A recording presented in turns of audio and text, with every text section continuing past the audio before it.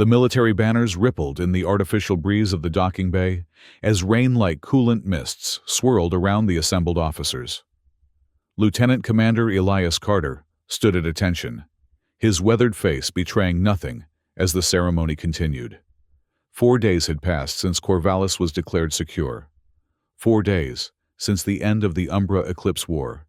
And still, the acrid scent of scorched dunes clung to his uniform. Through the viewport behind Rear Admiral Thorne, Elias could see remnants of smoke plumes still drifting across the planet's thin, rust-red atmosphere. The sight triggered unwelcome flashes of memory: burning villages, alien corpses, the screams that haunted his fitful sleep. While his fellow officers cheered around him, Elias found his gaze drawn to a single, sealed holocrate, bearing an unfamiliar crest at the center of the ceremonial hall. "Lieutenant Commander Elias Carter," Rear Admiral Thorne's voice boomed across the assembly. "Step forward." Elias advanced with measured steps, his combat boots echoing against the polished deck of the Terran flagship, Stalwart's Resolve. He had expected a medal, perhaps a promotion. The war had been costly, but decisive. The desert world of Corvallis now belonged to the Terran Confederacy, another resource-rich planet to feed the ever-hungry expansion.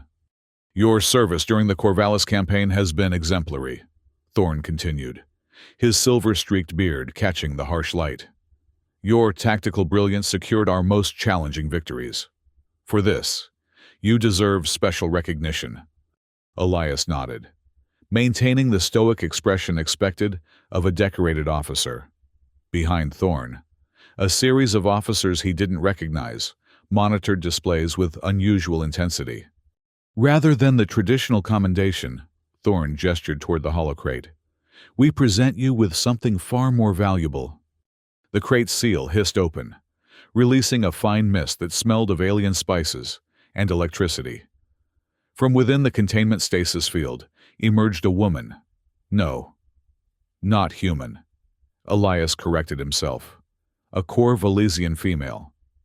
She stood tall, nearly matching his 6'2" frame, with skin the color of burnished copper and eyes that reflected light, like polished obsidian. Her armor, though ceremonial, bore the marks of recent combat. "Lieutenant Commander Carter, I present Lyanna of House Nearith, a highborn emissary from Corvallis. As per the Treaty of Subjugation, she has been assigned as your companion, a living symbol of our two peoples' new relationship. A bride. They had given him an alien bride like some ancient war prize." Elias felt the bile rise in his throat, but maintained his composure.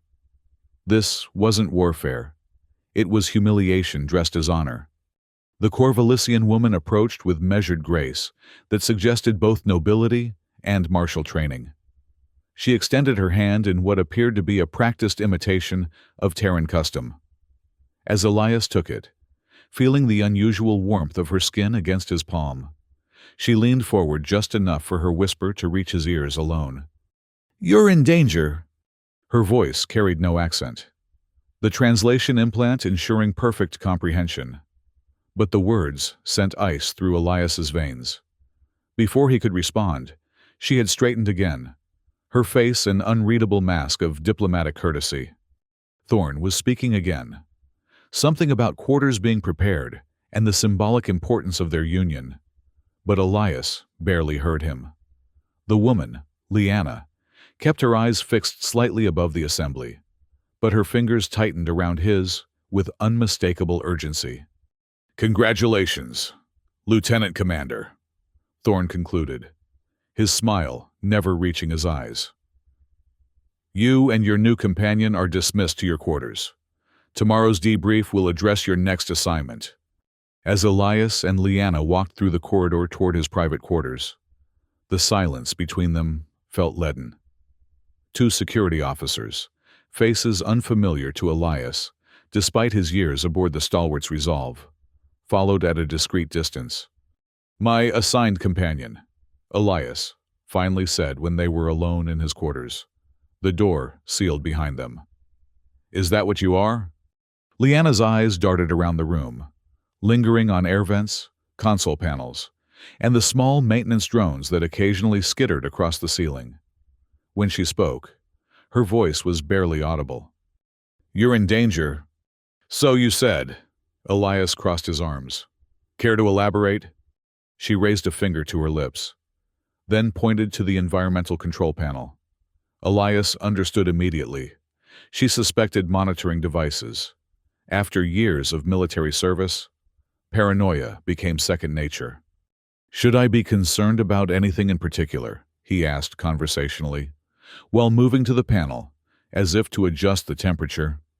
Leanna watched him with those unnerving obsidian eyes, then sank into a seated position on the floor, legs folded beneath her in what appeared to be a meditative pose. She remained silent. Before Elias could press further, the quarter's environmental controls glitched. The temperature plummeted near zero for exactly 30 seconds, then stabilized. Outside his window, he noticed the automated security turrets near the landing bay briefly power on without apparent authorization, their targeting system sweeping the area before shutting down again. "That's unusual," Elias muttered, a chill that had nothing to do with the temperature glitch running down his spine. Leanna remained in her meditative pose, but her eyes were now open, tracking the movement of a small cleaning automaton as it moved along the baseboard. Her lips moved silently, counting or perhaps reciting something in her native tongue. The door chime interrupted the tense silence. "Enter," Elias called, instinctively reaching for the sidearm he wasn't wearing. Officers weren't permitted weapons in their private quarters, a regulation he'd never questioned until this moment. The door slid open to reveal Lieutenant Arun Singh, Elias's childhood friend and XO. Except something was wrong. The man wore Singh's face and uniform, but his posture, the way he held his datapad, all felt subtly wrong. "Lieutenant Commander," the man said with Singh's voice but none of his warmth. "I'm Lieutenant 14, assigned to your security detail. Your previous XO has been reassigned to Outpost Helios." "Reassigned?" Elias frowned. "Lieutenant Singh and I served together for 6 years. He would have mentioned a transfer." Lieutenant 14 smiled thinly. "The needs of the fleet supersede personal notifications. Sir, I have your updated duty roster and security protocols." As the imposter handed over the datapad, Leanna rose in a single fluid motion, her ceremonial armor shifting with a whisper of metal on metal. "The commander requires rest after his campaign," she said, her musical voice carrying an undercurrent of steel. "Perhaps tomorrow would be better for administrative matters." Lieutenant 14's gaze flickered to Leanna, something like disdain crossing his features before the professional mask returned. "Of course. My apologies for the intrusion. The Admiral requests your presence at 0800 for morning debrief." After the door closed, Elias examined the datapad. Singh wouldn't leave without saying goodbye. Something's wrong. Leanna moved with surprising speed, taking the datapad from his hands and pressing a sequence of commands that Elias didn't recognize. The screen flickered, then displayed ship schematics that should have been classified. "What are you—" "Sentinel drones," she whispered, pointing to the maintenance tunnels adjoining the officers' quarters. "Reprogrammed. Watching." "How do you know Terran security protocols?" Elias demanded. Instead of answering, Leanna manipulated the datapad further, bringing up Elias's outgoing mission reports from the past month. With growing horror, he realized that what he was seeing didn't match what he had written. Where he had documented civilian evacuations, the reports described systematic elimination. Where he had recommended diplomatic approaches, the altered documents showed orders for orbital strikes. "These aren't my reports," he breathed. "No," Leanna agreed softly. "They are the lies that condemn you." In the corridor outside, Elias heard the telltale hum of a maintenance scan, an unusual procedure at this hour. Leanna heard it too, her head tilting toward the sound. "We must move," she said. "Now." I'm not going anywhere until you explain what's happening, Elias insisted, though his soldier's instincts were screaming in agreement with her. Lyanna's obsidian eyes met his directly for the first time. Admiral Thorne has marked you for elimination. Your knowledge of what truly happened on Corvallis makes you dangerous. I was sent to warn you and help you escape. Sent by whom? The Resistance. My cousin, Prime Minister Sidra of House Nerith. She moved to the wall panel near his sleeping quarters and pressed a sequence of hidden catches. A section of the wall slid back, revealing a maintenance access tunnel. Every Terran vessel has emergency evacuation routes, not on standard schematics. Your people are predictable builders. Elias stared at the dark tunnel, then back at the woman who had been thrust into his life less than 2 hours ago. Why would you help me? I'm part of the force that conquered your world. Lyanna's expression softened fractionally. You are the officer who ordered your men to evacuate the Temple of Ancestors before bombardment. You are the one who created safe corridors for civilians during the Battle of Red Sands. Your actions saved thousands of my people. She gestured toward the tunnel. Now I will save you. The maintenance scan hum grew louder.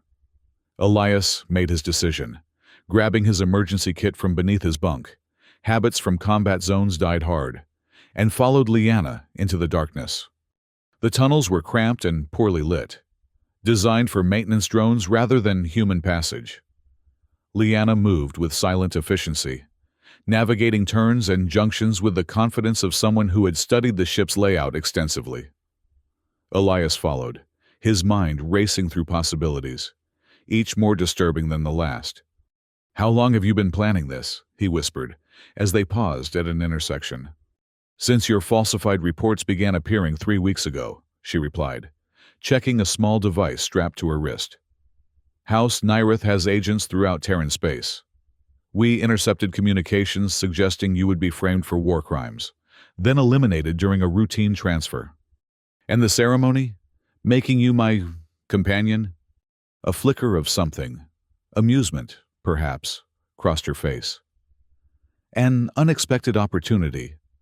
When Thorne selected me as your bride, my people saw a chance to make contact directly. Before Elias could respond, a small cleaning automaton rounded the corner ahead. Its sensor array swiveled toward them, red targeting light activating where there should have been none. Sentinel drone, Lyanna hissed, pulling Elias back around the corner as the drone emitted a high-pitched alert tone. The drone scuttled after them with alarming speed, tiny appendages extending to reveal miniature weapon systems. Elias grabbed a loose pipe from the tunnel floor and, timing his swing carefully, smashed the drone as it rounded the corner. Sparks flew as the machine crashed against the wall, its lights flickering out. That will trigger an alert, Elias said grimly. We need to move faster. This way, Lyanna directed, leading him downward through increasingly narrow passages. We need to reach the data vault beneath the tactical command center. There is no data vault beneath the command center, Elias objected. Lyanna shot him a pitying look. Your clearance level doesn't grant you knowledge of all Terran secrets, Commander.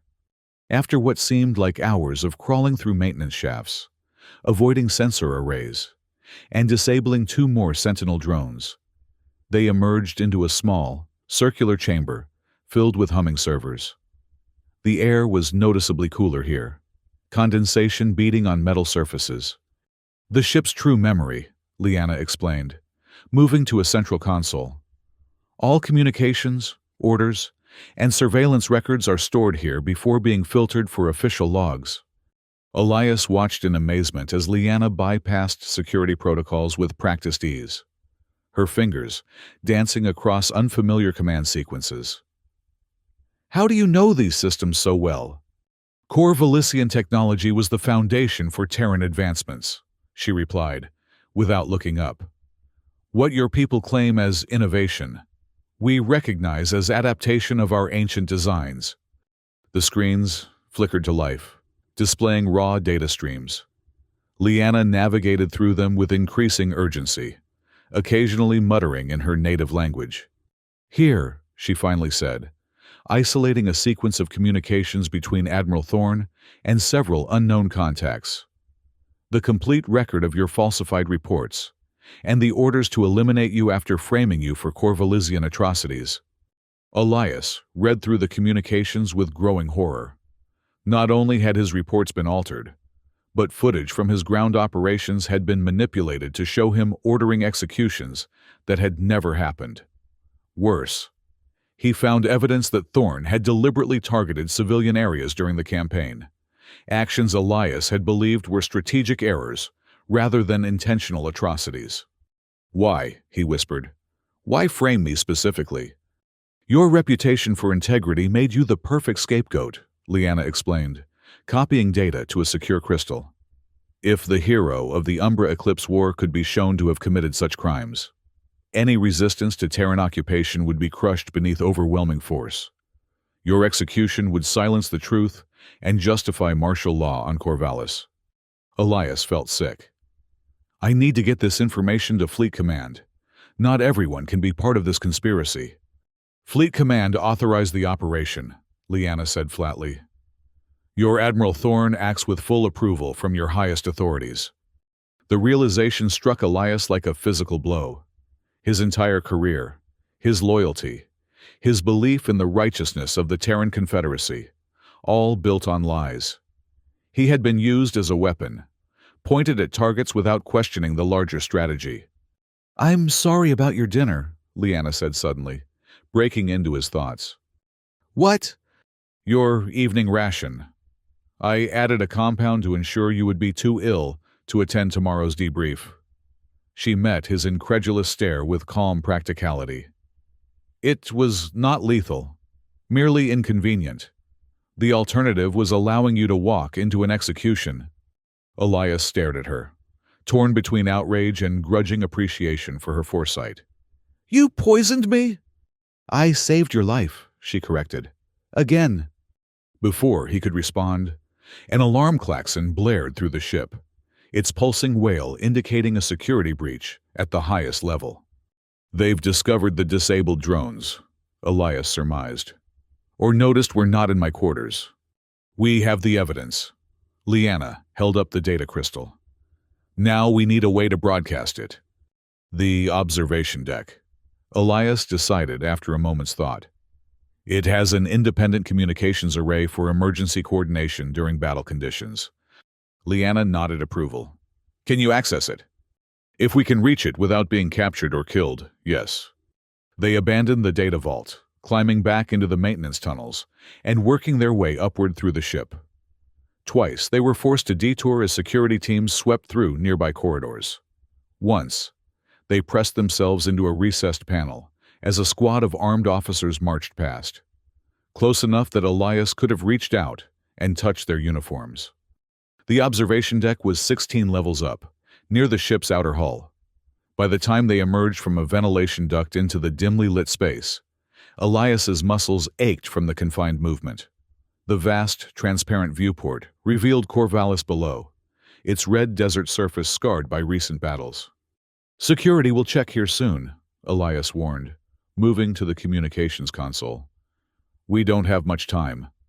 Leanna stood guard at the entrance, while Elias accessed the emergency broadcast system. His command codes still worked. Apparently, Thorne hadn't yet locked him out of all systems. "I can establish a direct feed to all Terran and Corvalisian command relays," he said, fingers flying across the interface. "But I need to bypass the content filters, or Thorne's people will cut the transmission before it reaches anyone." "Use this." Leanna tossed him a small device from her armor's hidden compartment.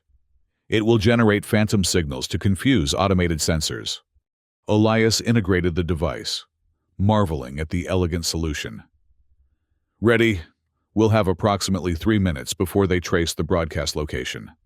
Just as Elias prepared to initiate the transmission, the observation deck's main door slid open.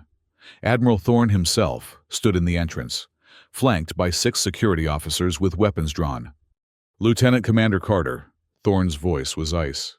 Step away from the console. Elias froze, his finger hovering over the transmission key.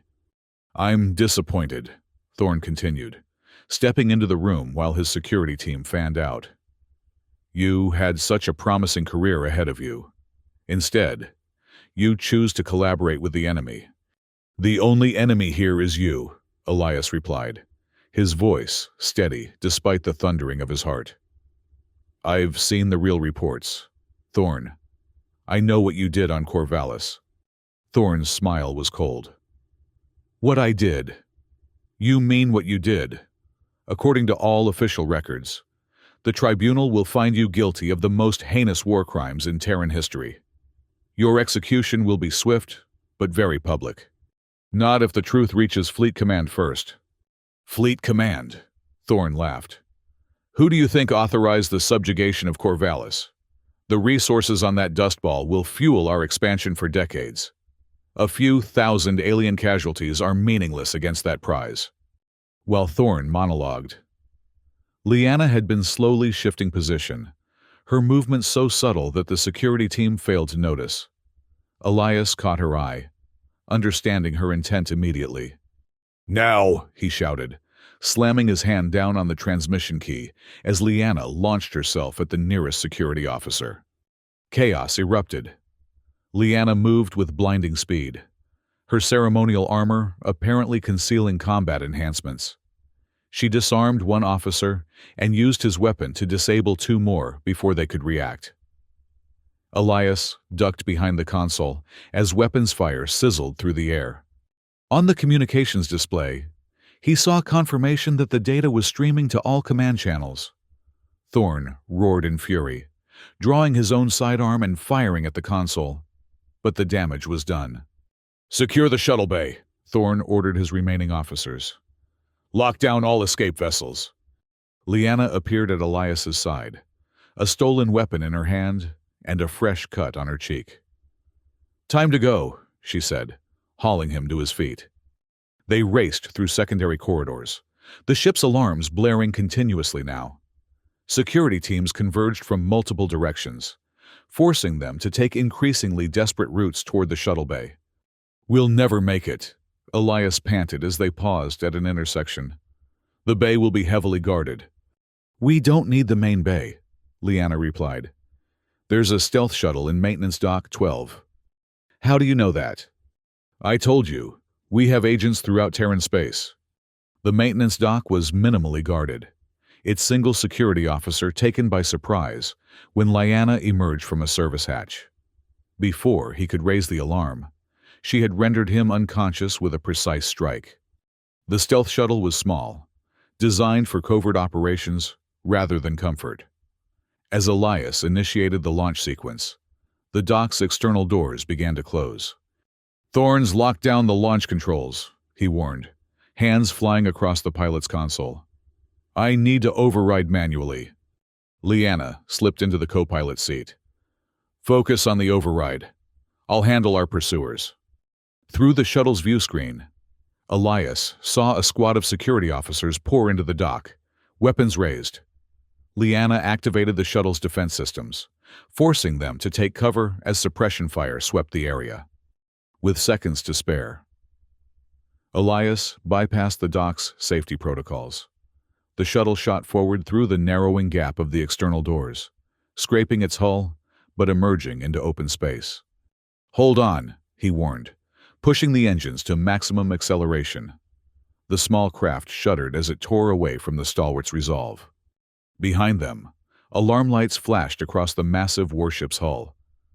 They're scrambling interceptors, Elias noted grimly, checking the tactical display. And the main weapon systems are powering up. Can we outrun them? Not in a straight line. Elias banked the shuttle sharply, heading toward Corvallis's moon. But if we can reach the Elysian ion cloud region, their sensors will be compromised. Liana nodded, her fingers dancing across the communications array. I'm amplifying our broadcast signal through the shuttle systems. The data is still streaming to all Terran and Corvallissian command centers. The first interceptor appeared on their tail, weapons hot. Elias pushed the shuttle into a desperate dive, skimming the moon's crater-pocked surface. Energy blasts sizzled past, missing by meters. Two more joining from Sector 4, Liana reported calmly. I see them. Elias threaded the shuttle through a narrow canyon, using the moon's natural features as cover. How's the broadcast? 93% complete.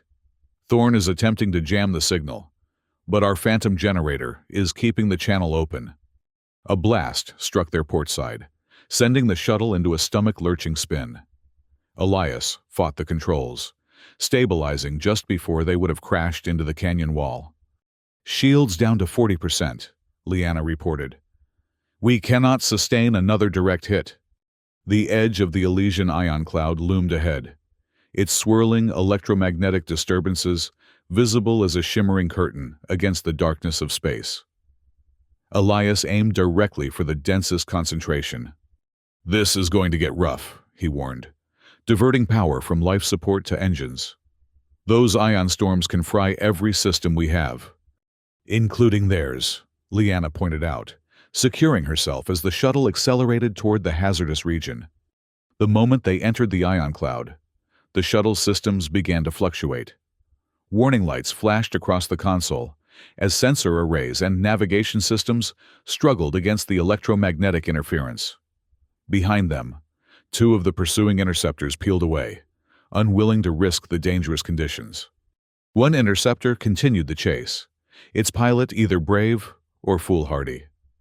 Elias weaved through swirling electric arcs that wrapped around the shuttle like spectral serpents. The pursuing craft mirrored his movements, staying doggedly on their tail. Broadcast complete, Liana announced as they penetrated deeper into the storm. All data has been transmitted. A particularly violent electromagnetic surge hit the pursuing interceptor, which spun out of control, its systems overloaded. Elias watched grimly as it tumbled away, its pilot hopefully able to restore enough power for life support before oxygen ran out. We should be safe temporarily, he said, powering down non-essential systems to minimize the shuttle's electronic signature. But we can't stay in the ion cloud forever. We don't need to. Liana's voice held a note of satisfaction. Look, on the shuttle's flickering main screen, they could see the broadcast playing across all channels. Thorn's flagship was surrounded by other Terran vessels, whose weapon systems had suddenly locked onto the stalwart's resolve, rather than the fleeing shuttle. They're seeing the truth, Elias whispered. The communication channels erupted with chatter, as ship captains and fleet commanders demanded explanations. Thorn's frantic orders were being countermanded by his own officers, as the evidence of his crimes played in an irrefutable stream. We should head to the surface, Liana suggested. My people have underground sanctuaries where we'll be safe until this plays out. Elias nodded, plotting a course through the ion cloud's edge toward Corvallis. As they emerged from the electromagnetic disturbance, he saw that Thorn's forces were no longer pursuing them. Instead, the stalwart's resolve was surrounded by Terran vessels, its weapon systems offline. He's being arrested, Elias realized, relief washing through him. It worked. The shuttle limped toward Corvallis, its systems damaged but functional enough for atmospheric entry. Liana directed him toward a region of massive red rock canyons, far from the main settlements. As they descended, Elias saw hidden hangar doors opening in what had appeared to be solid cliff faces. The Resistance maintained these sanctuaries throughout the war, Liana explained, as Elias guided the damaged shuttle into the concealed hangar. Your sensors never detected them because they're shielded by the natural mineral composition of the canyons. Inside the hangar, a small group of Corvallisians waited, their expressions guarded, but not hostile. Among them stood a familiar face, Lieutenant Aaron Singh, Elias's childhood friend and XO. "Singh!" Elias exclaimed as they disembarked. "You're alive!" "And considerably annoyed about my replacement," Singh replied with a grin that quickly faded to seriousness. "When they tried to reassign me without warning, I knew something was wrong. I've been working with the Resistance for the past week, trying to find a way to contact you. Lieutenant Singh has been instrumental in helping us understand Terran command structures," said a tall, Corvalisian woman who stepped forward. Her resemblance to Lyanna was unmistakable, though she carried herself with even greater authority. "Prime Minister Sidra of House Nerith," Lyanna introduced with a formal bow. "My cousin and our head of state." "Lieutenant Commander Carter," Sidra acknowledged with a regal nod. "Your broadcast has reached all corners of Corvallis and beyond. Already, our people rise up against Thorn's puppet regime." Over the next hours, reports filtered in from across the planet and the fleet. Thorn had been arrested by his own admirals. Officers loyal to him were being detained. The falsified evidence against Elias had been publicly discredited, and investigations into the true events of the Corvallis campaign had begun. 6 months later, Elias stood on a cliff, overlooking what had once been Corvallis's desolate desert. Terraforming projects initiated as part of the new peace accords had transformed vast regions into lush coastal wetlands. Below, a mixed community of Terrans and Corvallisians worked together on environmental restoration. "It's beautiful," he said as Lyanna joined him at the cliff's edge. "It will be more beautiful still when the work is complete," she replied. Her once formal demeanor softened by months of collaboration. "The Treaty of Equals ensures that both our peoples benefit from the planet's resources." Elias had chosen to remain on Corvallis after being offered an honorable discharge from Terran service. His unique position, hero to both species, made him an ideal liaison between the planetary government and Terran representatives. The fringed commendation he'd eventually received acknowledged both his military service and his courage in exposing corruption. "I received a message from Singh today," he told Lyanna. "The last of Thorn's collaborators have been identified. The Umbra Eclipse War has been officially reclassified as an unauthorized military action, rather than a sanctioned campaign." "Words," Lyanna said with a slight shrug, "but important ones for healing." The sun began to set, casting long shadows across the transformed landscape. In the distance, lights twinkled on in the new settlements that housed refugees returning from the war's diaspora. "I never thanked you properly," Elias said, turning to face her. "For what?" Her obsidian eyes reflected the sunset's glow. "For saving my life. For trusting me when you had every reason not to. For whispering, 'You're in danger,' when it would have been easier to let me fall." Lyanna's smile was like the dawn breaking. "You're safe," she whispered. "We both are." As they stood watching the new world they had helped create, Elias reflected on the strange journey that had brought him here. The alien bride, thrust upon him as a trophy, had become his partner in creating a genuine peace. Together, they had exposed corruption, saved countless lives, and changed the course of two civilizations. The future remained uncertain, but for the first time since he could remember, Elias faced it with hope rather than duty. Wherever their path led next, they would walk it together, not as conqueror and conquered, but as equals in the truest sense. Behind them, the twin suns of Corvallis dipped below the horizon, leaving an ash-colored twilight that carried both hope and the fading embers of conflict. Tomorrow would bring new challenges, but for now, in this moment of peace, it was enough to simply stand together on the edge of possibility.